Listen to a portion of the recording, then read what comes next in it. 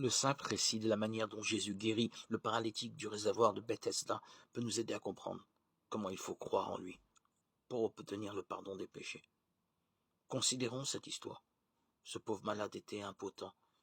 Il n'avait pas fait usage de ses jambes depuis 38 ans. Cependant, Jésus lui dit « Lève-toi, prends ton lit et marche ». Jean 5, 1, 9. Le malade aurait pu dire « Seigneur, si tu veux me guérir, j'obéirai à ta parole ». Mais non, il crut à la parole de Jésus, il crut qu'il était guéri, et aussitôt, il agit en conséquence. Il voulut marcher, et il marcha. Il obéit à l'ordre de Jésus, et Dieu lui donna la force de marcher. Il fut guéri. Vous êtes pécheur, vous ne pouvez faire propitiation pour vos péchés passés, vous ne pouvez changer votre cœur et le sanctifier.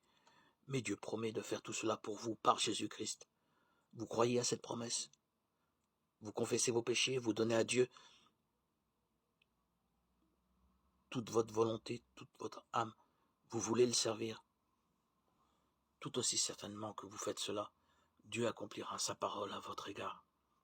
Si vous croyez à la promesse que vos péchés sont pardonnés, que vous êtes purifiés, Dieu transforme votre foi en réalité.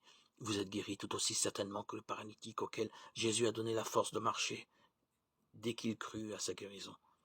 La chose est, dès que vous croyez, n'attendez pas de sentir que vous êtes guéri, mais dites « je le crois ».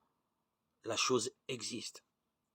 Non parce que je la sens, mais parce que Dieu l'a dit.